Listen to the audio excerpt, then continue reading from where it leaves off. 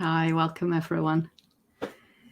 I'll give it another moment just in case anyone's hopping in. Haha, get it? See what I did? In case anyone's hopping in from another session. Thanks, Alexander. Brilliant. Oh, yes, I saw that session, Stephen. That looked really, really interesting. I dropped into a lovely movement session just now with Jackie Waltz. That's just what I needed. Perfect preparation. Oh, Yvonne, welcome to you. Yes. Thank you for joining. Wow. Yes, so if you want to say hi in the chat, that would be lovely. No compulsion. I thought I would ask early on, and Yvonne, you've already preempted what I was going to say, which is if you're in a situation where either you yourself as somebody who's living with dementia or someone who is, everything is welcome in the chat. Adele, I see you've asked to put camera on just for now. What I've said is because I'm going to be screen sharing, I want to make sure that there's as much space as possible for that. So I will, I won't have people on camera at the moment, but hopefully there'll be a time at the end where we can all join and see each other. So I see it's 12 o'clock. I am going to start. As I often like to do, I want to thank everyone who's here on time. I so appreciate it. So yes, we will kick off. Wonderful carer support group. So I'll be trying to check the chat as best I can. Oh, Michael Hilton, welcome. Brilliant, Rona, thank you. I see your message. Vascular dementia, yes. So during this session, I'm going to introduce my play, of course. I'm not an expert on Hopin. We have a lovely moderator called Yoni who was here earlier and helped me just check. Keela, lovely to see you. So as we go along, there may be hiccups, there may not. So have my plan. Let's have a look at my plan and we'll make a start. So first section is just introducing ourselves. As I've said, anyone just coming in, please feel free, put messages in the chat. They're for each other and they're for me as well. So I will check in as much as I can. You may already be aware of the fact that if you look on the right of your screen, apart from chat, there's also a thing at the top that says polls and people and Q&A.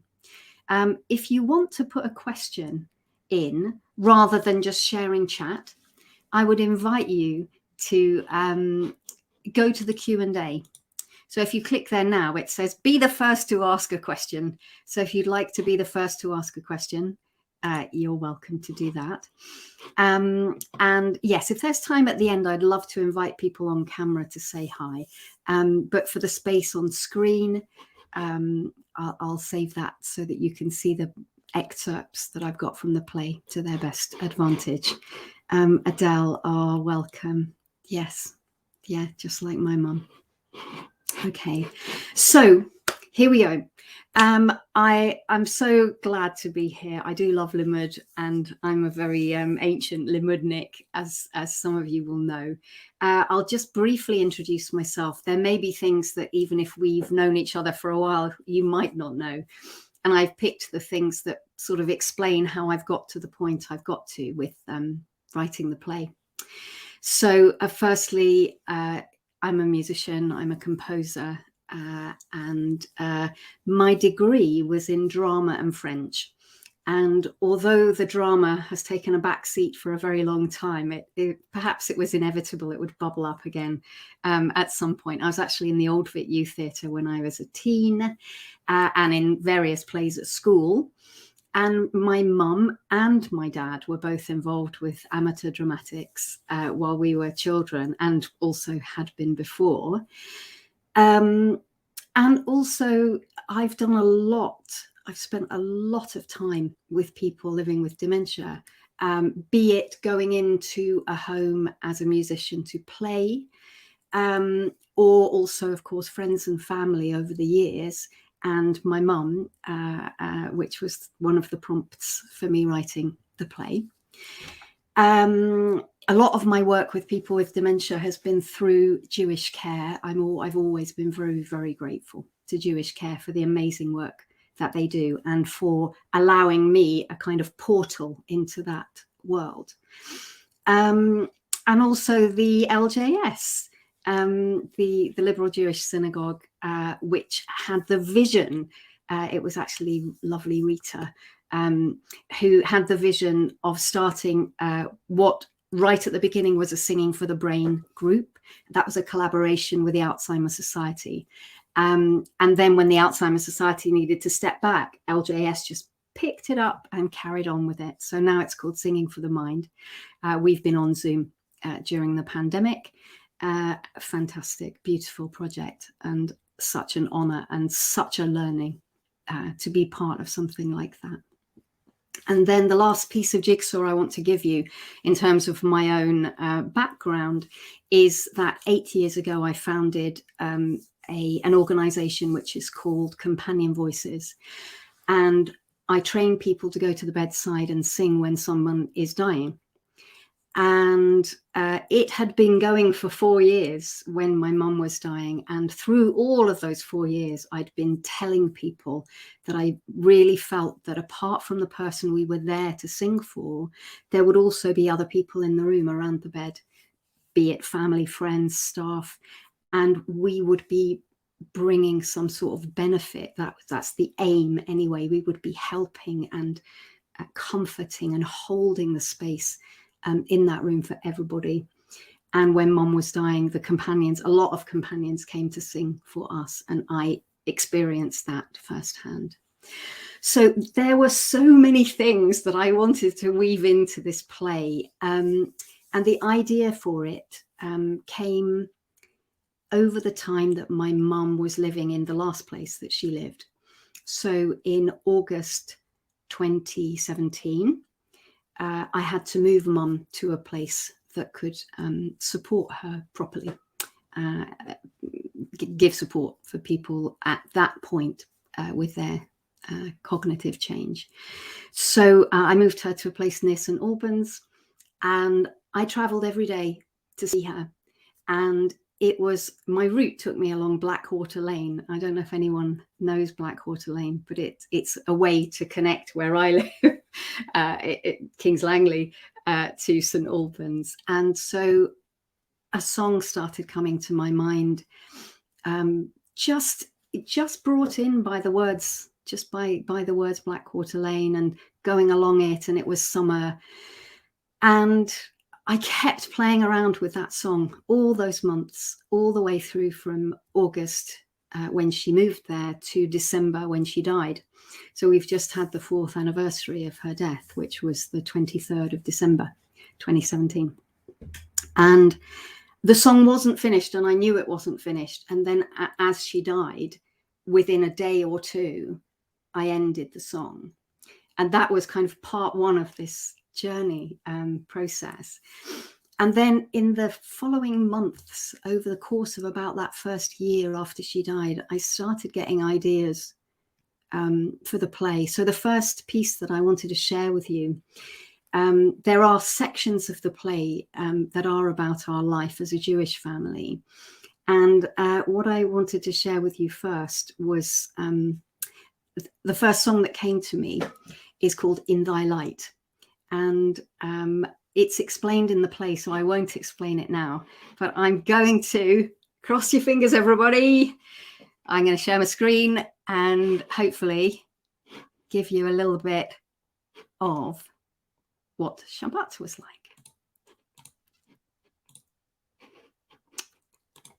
Here we go. So the actors you're going to see are the wonderful Sophie Henderson, who plays the mother, and Annie Markison, who plays the daughter. If there's any problem seeing the screen or hearing anything, please just put a word in the chat and I will do my best. From when we were little, Mum always used to say one particular prayer before lighting the Shabbat candles on Friday nights. Lord of the universe, I am about to perform the sacred duty of kindling the lights in honour of the Sabbath, even as it is written. And thou shalt call the Sabbath a delight and the holy day of the Lord honourable. And may the effect of my fulfilling this commandment be that the stream of abundant life and heavenly blessing flow in upon me and mine, that thou be gracious unto us and cause thy presence to dwell among us. Father of mercy, O continue thy loving kindness unto me and unto my dear ones. Make me worthy to rear my children, that they walk in the way of the righteous before thee, loyal to thy law and clinging to good deeds. Oh, she always stressed that bit, looking at us kids pointedly. Keep thou far from us all manner of shame, grief and care, and grant that peace, light and joy ever abide in our home. For with thee is the fountain of life. In thy light do we see light. Amen. Amen.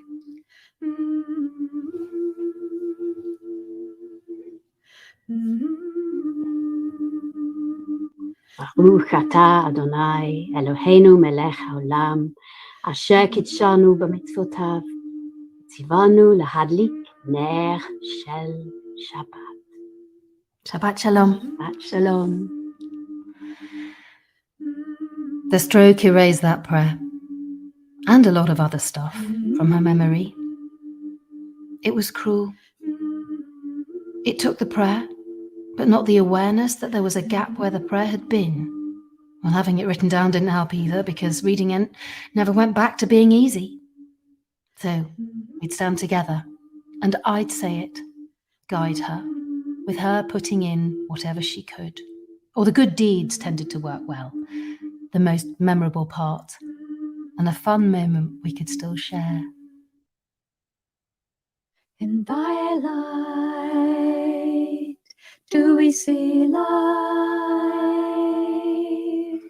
In thy light do we see light. In thy light do we see light. Do we see light. In thy light do we see light. Do we see light? In thy light, in thy light, do we see light? How does it go? In thy light, the light is fading. Do we see light? Do we? In thy light, do we see light? Do we see light? In thy light, do we see light? Do we see light?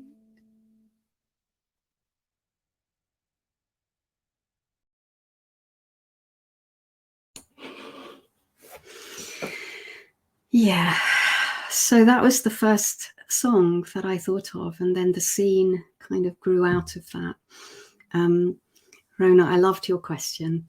And yes, it's so lovely because I don't have children. I just took out the little bit that says, make me worthy to rear my children, that they walk in the way of the righteous before thee. So we just, my sister and I both have changed it. Just make me worthy to walk in the way of the righteous. So I wanted to explain that when I first wrote the play, it was to be a play, as in the theatre. And that is still the you know, the long game is still to do that. And we may actually have a plan coming together to be able to do that about this time next year, probably sort of October, November next year. So fingers are firmly crossed. And meanwhile, what we have is this Zoom recorded version. And the way that came about was I started looking for actors to work with me. And I had the enormous blessing, because I do a movement practice called Nia. And the village that I live in, Kings Langley, there are Nia classes that happen with a lovely teacher. I recommend it, Michelle Kay. And Nia is N-I-A, by the way, great practice. So I met Sophie, who plays the mother there, and she introduced me to Annie.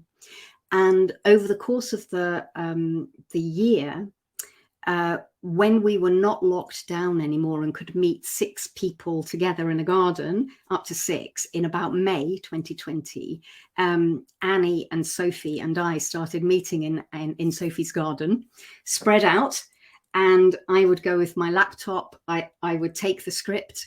We would read through the script, and I would use my recordings in between and record the whole thing on GarageBand, then come away, listen to everything, tweak things in the script, and rinse and repeat. And that happened probably about 6 times over the course of that period. And as it was becoming clearer that doing it in a theatre was seeming unlikely for the moment, we started thinking, well, maybe it could be a radio play. So I started kind of redesigning it so that it could work on the radio. And then at the beginning, kind of the end of 2020, we started thinking about doing Zoom performances. I made contact with Dementia UK, which is a great charity supporting people with living with dementia and those around.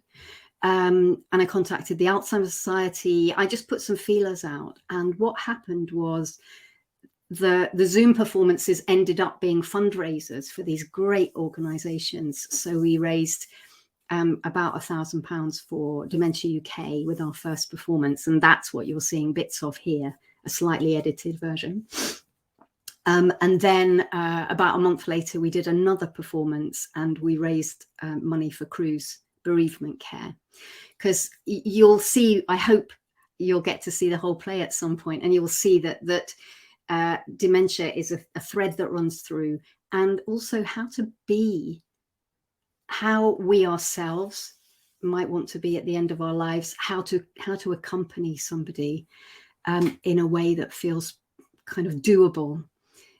It is a very important theme, and so important to me. Over the 8 years that I've been doing Companion Voices, I've learned so much. And a lot of it is to do with trying to take away the nervousness and the reluctance to think about and plan and talk about the end of our lives and the end of life of people around us. So the play, the idea is kind of being of service, so telling our specific stories. But I've had so much beautiful feedback about the play and the way that people have felt that it sort of represents their experience too, and gives some signposts. So talking of signposts, I have a bunch of links, and what I thought I'd do is just put them all into the chat. So there's my website, which has a Mum Thumb page on it. There's Companion Voices. There's a place where you can buy tickets to my online sharings of the play. And the next one is the 6th of February, which is just after my mum's birthday, and my YouTube channel. So I just thought I'd bunch them together, stick them in the chat, and you've got them if you want them. If I can do that. I remember actually that copy and paste isn't always brilliant, so I might have to just put them in one by one. So that's me. If you want to find out more about Companion Voices, which is the organization that I founded, it's a very beautiful thing, very special. And then my tickets are available at Ticket Tailor. So I will just put in Ticket Tailor on, and there's a reference number, which, as I remember this from last time now, I got everything ready to share with you, and then now I remember it didn't allow me to copy and paste. Anyway, that's the reference for my event on Ticket Tailor. So I hope that's all going to be useful to you. Yes, and there's also a Facebook group. And when people have seen the play, you get to join the Facebook group. And it's, again, the idea is that we can support each other, because I've got my own experiences and you've all got your own experiences, and everyone on the page has. And that might be a case of, I got really good support from Dementia UK, or there's an organization called Dying Matters, and so people share links and stories, and it's kind of a support system which I would have welcomed had it been available when I needed it. So I wanted it to come into the world. Let me encourage you, if you've got questions, if anything strikes you, you're so welcome to put things in the chat.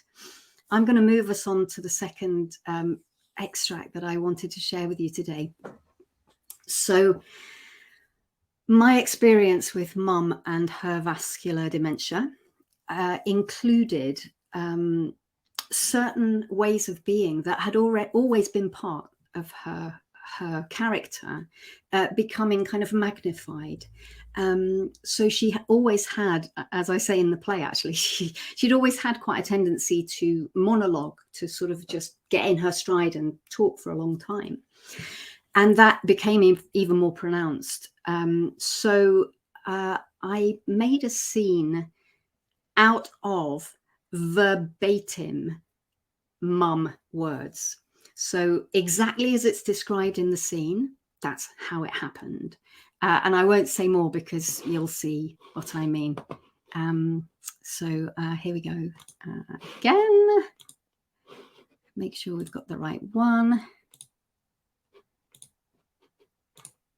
Okay, here we go.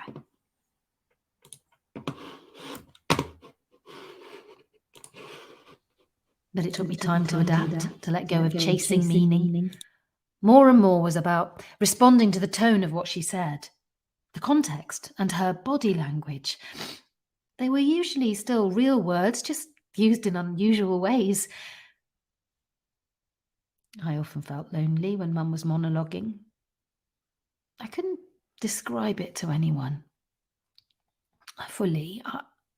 I was driving her somewhere once, and suddenly I got the idea of recording her on my phone. I don't know why, but it somehow helped. It was a witness, I think, a way of not being alone with how it was. No judgment, no pity, just somehow diluting it.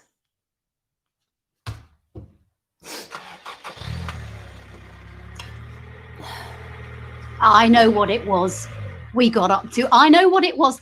It's a pink one that Emma bought. Right. So I had to turn it open to make sure that it was okay to open that. Uh-huh. But then we had all sorts. We had it out for some stuff on it. Oh, what do you call it? Not sure. Out for some thinging up on the thing. And in his case thing, fourth thing, they've turned into 2 full pieces now. It was easier for me, definitely. It was, since for that to get in on one woman top with that thing in pink thing, loose thing. What's it called? Oh, I'm not sure what it's called actually, Mum. Right, ha ha, yeah. Right, ha ha, yeah. Right, ha ha, yeah. Right, ha ha, yeah. Right, she needs to talk, yeah. Right, she needs to listen, yeah. Right, it doesn't matter what you say. Right, yeah. Right, she needs to talk, yeah. Right, you need to listen, yeah. It doesn't matter what you say. Okay, this is the pink thing that Emma sent, okay? And she put it with odd, and I had it down. It's an odd thing that I had to put together because they went together. And the reason for that, I seem to remember, was another centre for things like this that are quite certain things on it. Mm-hmm. And I wrote up certain things that went up, but they didn't really have as much of the, no, it didn't have it for that. It just needed that for putting out the new thing we made up on that. Shoes. The shoe thing, did you say, Mum? Shoe. She had 4 things on that, sewing up. Yeah. Now, I put them now onto 4 things on it. That's coming on. It's all little bits of things. Yeah. Mm-hmm. So even on the inside of this, I now have it. It's something was up for black. Right. No, not the black. The other thing that went on. Let's just nip into this little space on the end, shall we? All worked very well. Oh, very good, Emma. Yeah. Not bad, eh, Mum? Where have you got? No, you haven't got any others. It could go on indefinitely. Singing was a godsend and a sort of circuit breaker. I have a mental picture of Mum sitting beside me in the car, hands in her lap, ankles crossed. It was very poignant. It made me think how she must have been as a very little girl. My Bonnie lies over the ocean. The ocean. My Bonnie lies over the sea. The sea. My Bonnie lies over the ocean. The ocean. So bring back my Bonnie to me. Boom, Boom, boom. boom.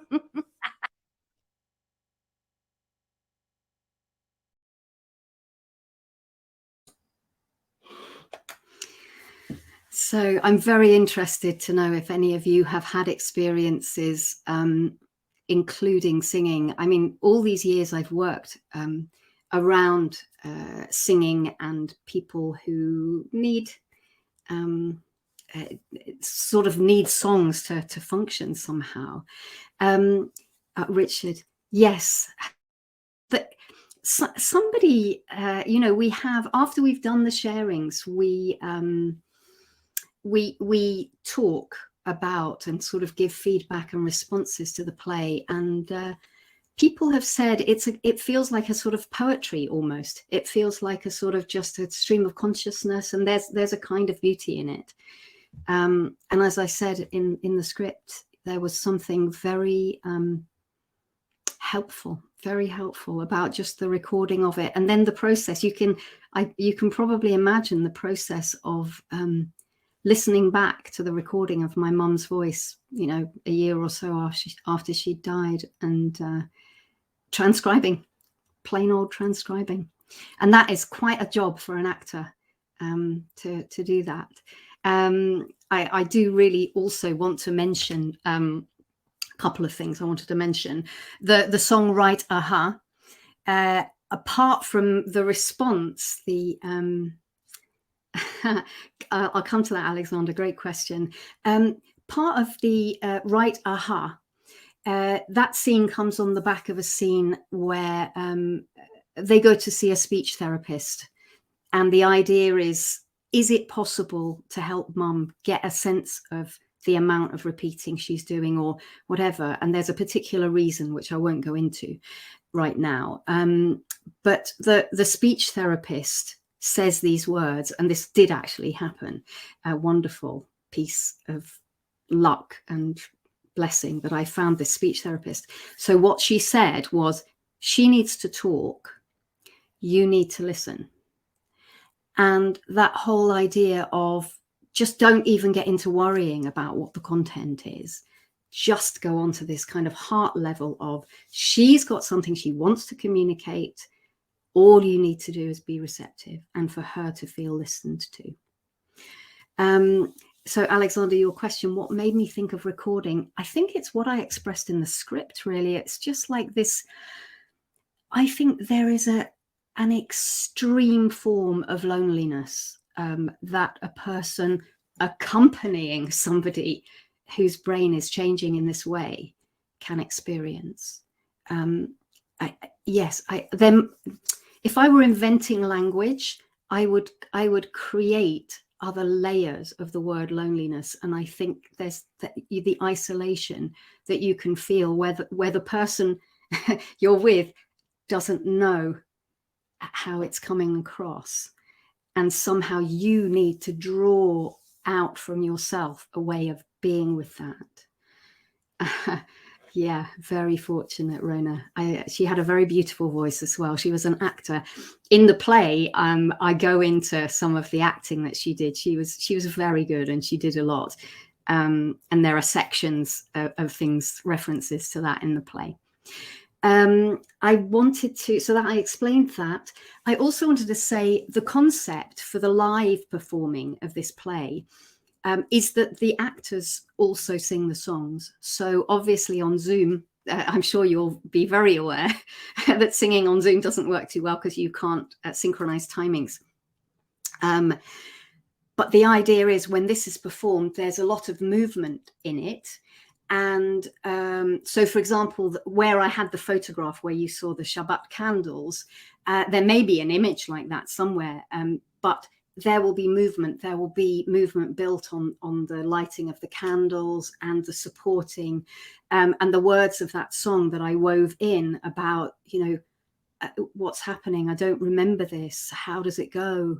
And the daughter sort of physically coming in and sort of helping to support the mother in those moments. And they will be singing. The other thing I wanted to tell you about the blocking of the play, the way it will work, my concept is I have, you'll see in the next clip, there are 3 other actors that I had coming in to play all the different roles. There are quite a few other roles. And my idea is that those people will be like the Greek chorus. So they'll be present on stage all the time. They'll be singing and supporting and doing harmonies, perhaps even playing instruments at times, stepping in to play the roles that they'll play, and then stepping back again. So that will just give you a little bit more of a concept of how it will work. So anything else I should say? Yes, again, if there's anything in the chat that I should... my dad loves Stan Kenton, and I bought him all the CDs. Yeah, I mean, the way that we can support people and support ourselves with music. I've just discovered an amazing organization. I'm just going to put it in the chat. I think it's vera.com. It's certainly the name Vera, and it's a place where you can register and get playlists put together. So there's a kind of a relaxing playlist, and there's getting you up and moving playlist, I think. Really recommend looking at that. Fantastic. While we're about it, I also want to tell you about Aura, which is an end-of-life planning organization. So the reason that I'm not as phased as I otherwise would be by Hopin is that about a month ago, I presented at an amazing online festival, which was called Lifting the Lid. And they're already planning for 2022. And it was a huge gathering of people from around the world who work, thank you, Nicole, who work with people at the end of life and offer support, and offer support for people at any stage of life when we want to kind of help ourselves and other people prepare as best we can. So we're going to go into the next section. So I said earlier on, there are things that I wish that I had known, and things that I was kind of having to pick up as I went along. And a lot of that I crystallized into this play. And I've been so touched to get feedback from people saying, wow, it's gathered together a lot of what I really needed to hear. And, you can do the scatter approach of approaching all these different organizations, and they're all doing amazing work. But I think finding what we need when we need it is really critical. And I hope that this play can be helpful. Yvonne, my mum loves Alexa. Oh, sometimes forgets Alexa's name. Beautiful, Yvonne, thank you. And Alexander, you're brilliant. Often it's my partner, Mark, who goes off and checks things like that. I'm so grateful. Aura.life. Yeah, really recommend. Beautiful, beautiful. And it's been set up by a father and son. I think the father has motor neurone disease, and the son, they're working together to create this, obviously a platform that they want to use and they want to offer to other people. Just brilliant. So we'll move on. So this is the section with my dear, amazing friend and colleague, June Boyce-Tillman. So she plays the geriatric psychiatrist. And this is the point in the story where finally a diagnosis is reached. And I think many of you will know it can be quite a process of sort of trial and error and, oh, maybe it was this, maybe it was that, before actually getting a diagnosis. So I'm going to introduce you to the amazing June Boyce-Tillman for this little clip. And all the words I wish somebody had said.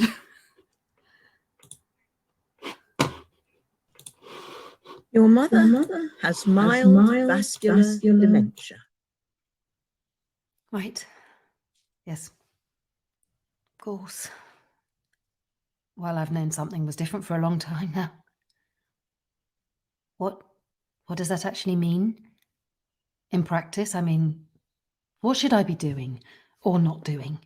I can give you some guidelines for yourself and anyone else who's around. Oh, yes, please. So firstly, give up asking her questions about anything. They'll simply put her on edge and they won't help you communicate.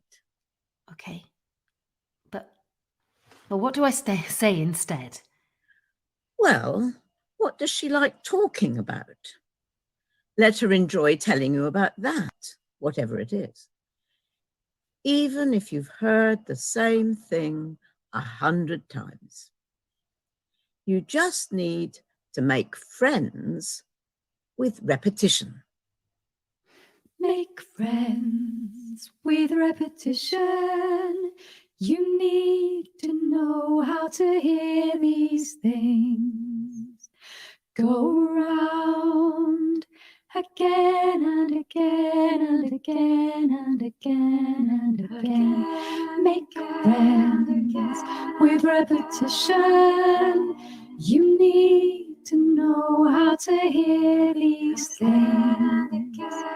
Go around again and again and again and again. We go. That's easier said than done. Well, I'm not saying it's easy, but it does work. Okay, well, I'll have a go. And secondly, never contradict. For example, let's say she starts talking about the lovely holidays you used to have in Bognor Regis. You know for a fact she's never been there in her life. So what? She's enjoying the story. Leave her alone. You don't have to insist on the facts being right. Because it doesn't actually matter whether it's true or not. Exactly. You can just be kind. The bit that matters is the story. Her telling it to you and you listening to it properly. Do you see what I mean? Yes, that does make sense.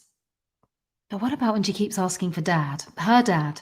He died when I was a child. She keeps expecting him to turn up and I don't know what to say. Great question, yes. Another example of the same thing. Being kind works for dementia. Being right is irrelevant. Yes. Think about this. Each time you tell her he's dead, it's like she's hearing it for the first time. Oh my God. Yes, no matter how long ago it happened. Well, that's like the guy who got his liver torn out day after day, that Greek myth. Exactly. Yeah. So you say he's fine or he loves you. It's not patronizing. It's just meeting her where she needs you to meet her. Somewhere safe and comfortable. She doesn't need the literal truth anymore. Yes, she's gone beyond that. Yes, I see. So basically we're back to... She needs to talk. You need to listen. It doesn't matter what you say. Yes, That's the bottom line. Yes. Well, I've been simplifying what I say to her for a long time now. Yes, that's great. And now you can see that even without doing that, this way works. Even if neither of you understands a word the other is saying. Yes. And don't worry if other people don't get it. Oh, yes. I'm always hearing about those poor dementia sufferers. Well, they're not all suffering, and definitely not all the time. And they're always saying it's like you've already lost them before they die, like they're an empty shell. But you can see, can't you, that they're not lost and they're not empty. No, they're not. If we're looking for the person they were before, then yes, it is a big change. Your mum can't adapt anymore, but you can. We all can. Well, I'm going to have to be the grown-up now, aren't I?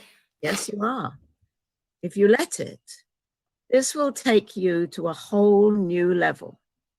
Your whole view of life can change, deepen. There's grief and pain and loss in here. It's inevitable. And the only way is through. And whatever you do, don't try to do this alone. You need support too, not just your mum. Yes. It's funny though. People keep saying it's a burden. Mostly I don't see it like that. I do honestly feel it's a kind of privilege to be going through this with Mum. I'm glad to hear that, Emma. Everything points us towards feeling like victims, but we don't have to be. God, this is so important. They should teach this stuff in school. Yes, they absolutely should.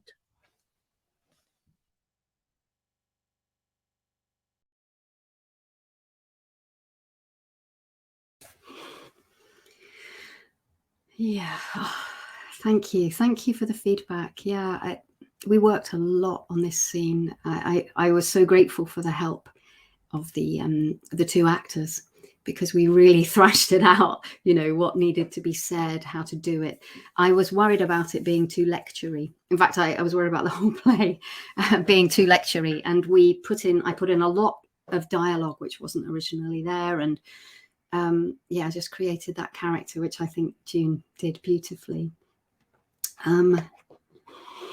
Interesting. Oh, thank you, Rona. Very interesting. Yeah, and I really must just give credit. So one of the best books I've ever read is called Contented Dementia, and there's a trust that was set up. The book is by Oliver James, but he based it on the work.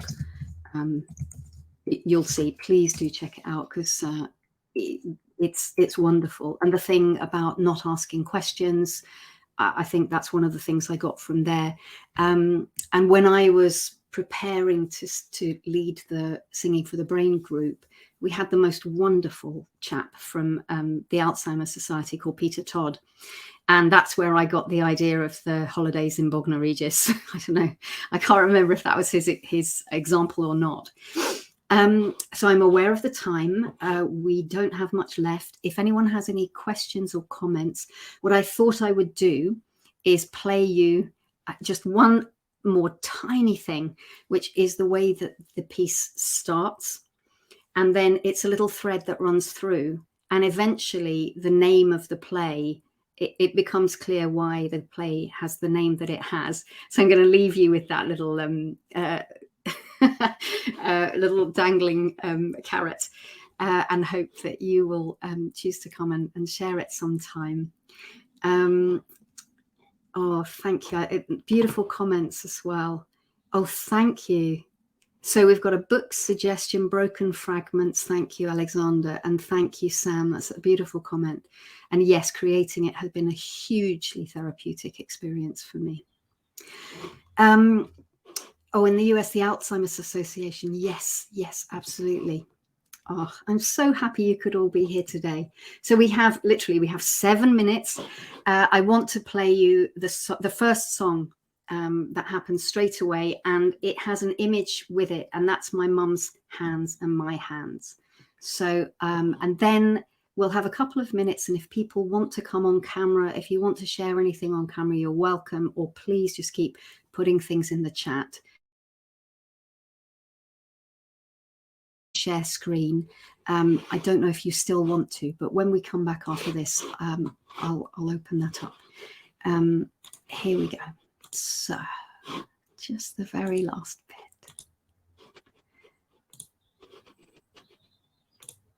There we go. Okay. Just a tiny snippet.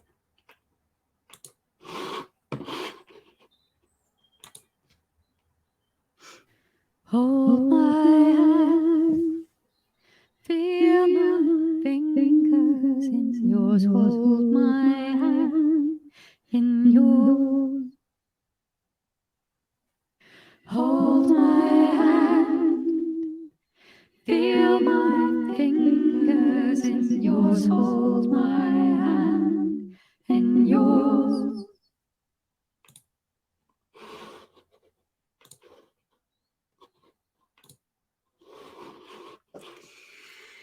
Yes. Oh, it was such a tiny one. By the time I'd gone back to turn the mic off, it would have been gone. But thank you for the reminder, Alexander. So, friends, if you want to come on camera for a moment and just share any thoughts, you're very welcome. Or we can just put things in the chat. So, Gwendolyn, I'll invite you in. Obviously, you'll have to be pretty succinct. But I'm so grateful. Yes, it's lovely that you're here.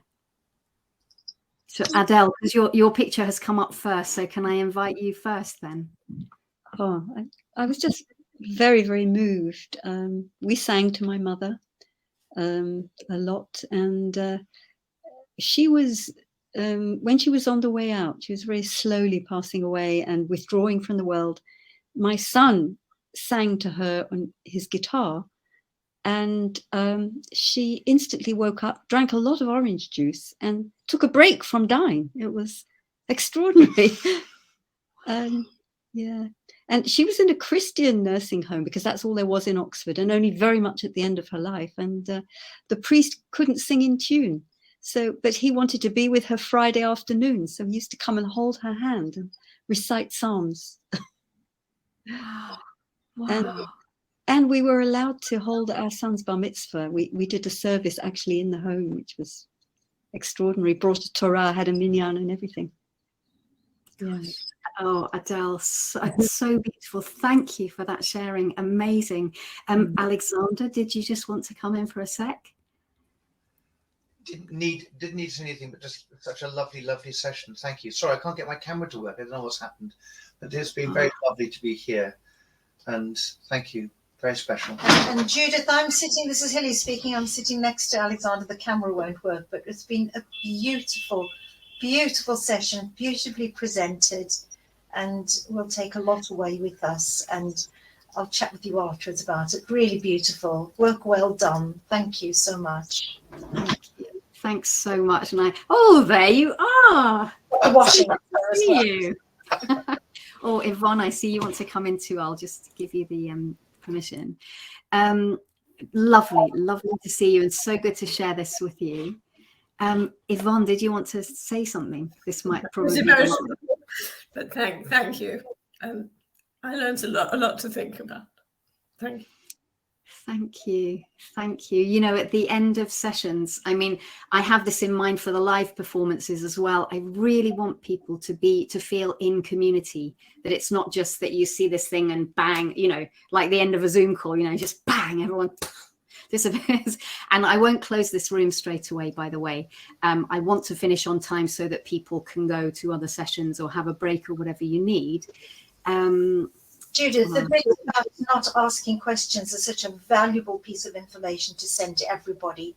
And it's a lesson we all need to learn, to just be in the here, be in the now, get into their shoes. And we're so ambitious for everybody else and for them, you know, to improve or to be different. And it's for us to just be, no questions, running commentary and join them in doing what they're doing. It's such a deep lesson, and I so appreciated the fact that this should be in school.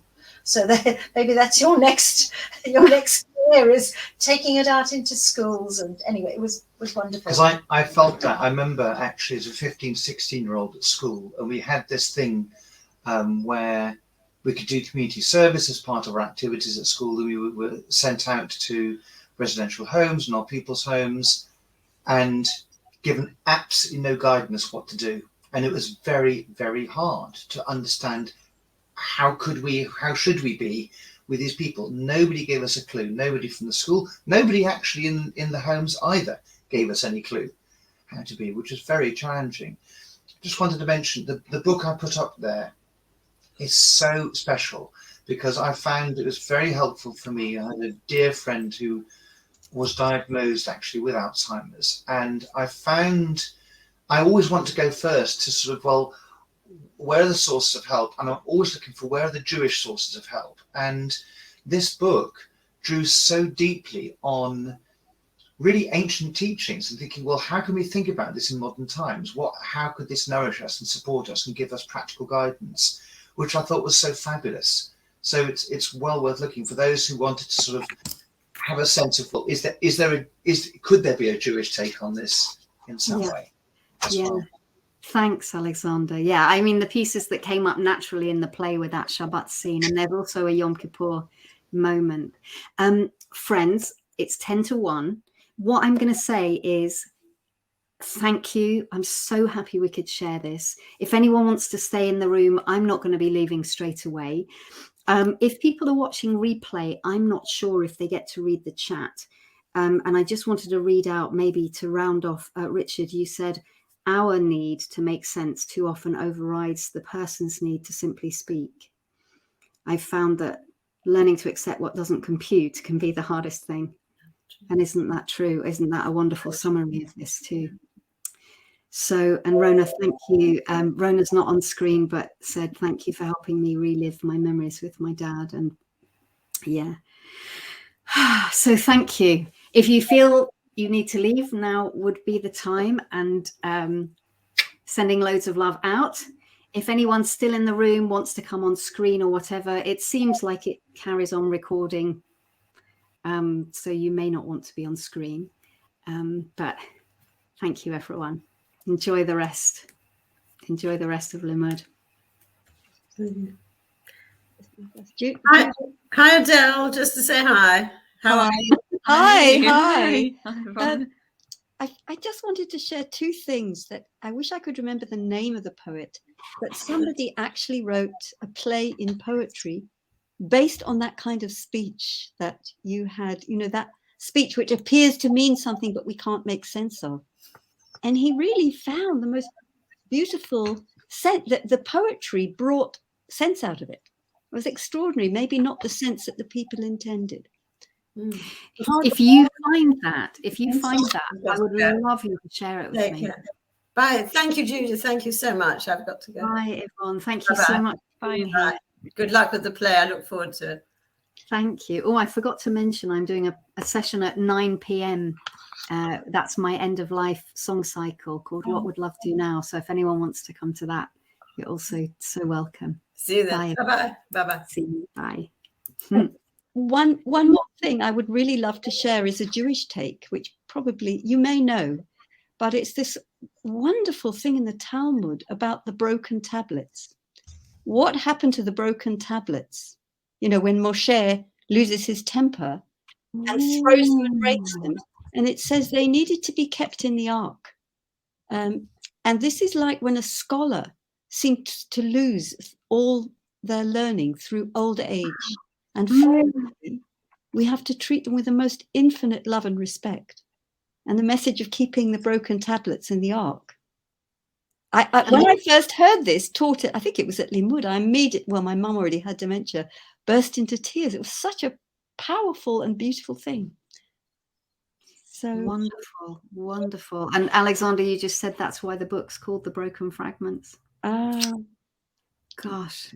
Okay, I will have to get hold of that. I'll look back through these notes before I leave the session and make sure I write the title down. And for people watching back, again, if you haven't got the notes, Alexander, you wouldn't just unmute for a second, say the name of the book, would you?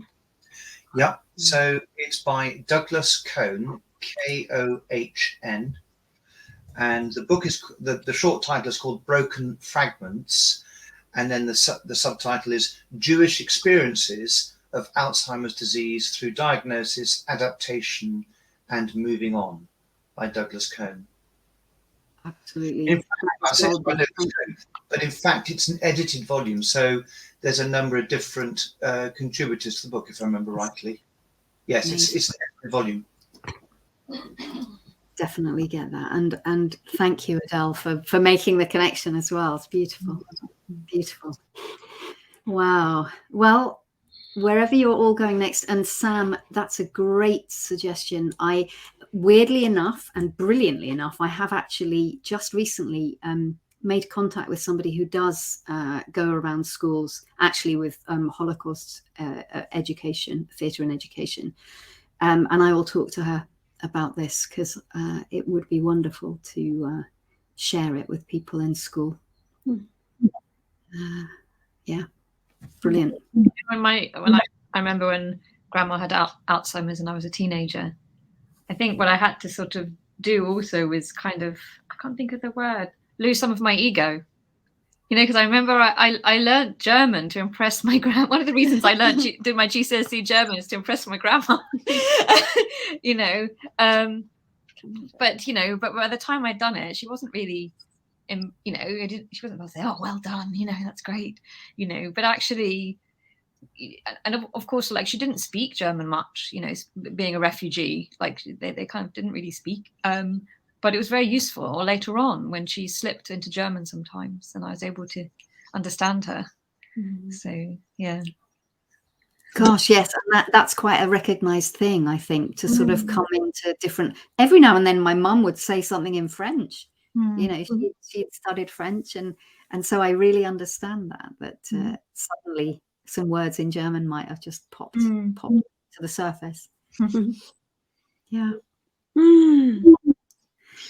Oh, thank you, Judith. Thank you so much. It's a pleasure. Yeah, lovely, Really. Lovely to be here, and maybe see you through the day in other sessions. We'll hopefully see you all again. I hope you have a little downtime after this. Yes, yes. It's nice to let it sink in a bit. Yeah, Bye. Pleasure. Bye. Thanks, everyone. Bye, Alexander. Bye, Alexander. And Billy. Bye, Richard, if you're still here. Yeah, we're 7 people and we can see 3. So bye everyone else. Yeah. Few people still here, but people are off now. So lovely. Thanks, Adele. I don't know what's your name with Adele? Dahlia. I'm her daughter. Yeah. Yeah, Dahlia. I don't know if we've ever met, but Adele and I have crossed paths lots of times over the years. I went to your workshop at Limmud about singing to the dying. It was so beautiful.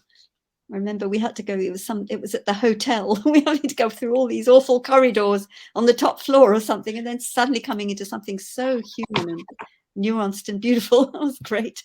Yeah. I'm just Elvira. Wow. Hello, Judith. Amazing. Thank you very, very much for this lesson. It was so moving for me. And I thought you must have a very, very nice relationship to your mother. And thank you for your mother to share with us. Oh, well, I think she would have been pleased. Partly because she was an actor herself, so like theatre was a kind of a medium that she was very familiar with. So I was really happy to be able to use that for her. And Elvira, so lovely to see you. It's lovely to see you. Great that you're just. So are you in Limmud for the whole yes. conference? Yes. How lovely. Oh. Nice to see you. I hope you have a wonderful time. You probably already have been to some sessions and enjoyed them. Yeah. Lovely. Wow. Okay. So it looks like I'm nice going to meet you. Close the room, but really wonderful to see you again. I will hopefully see you around. Yeah. And hopefully see you at JCM in yes. February. I have marked the date. I think I'll be on Zoom rather than in person, but it'll be really Yes. lovely to connect again. Okay. Lots of love. Bye. Okay, so I think I will now close this room. Still saying there's a couple of people here. I'm going to say goodbye to you. If you want to jump in and say a quick goodbye, you're welcome. Otherwise, I'll be off. Thank you. Hopefully see you later, 9 p.m. if you want to join the next one that I'm doing.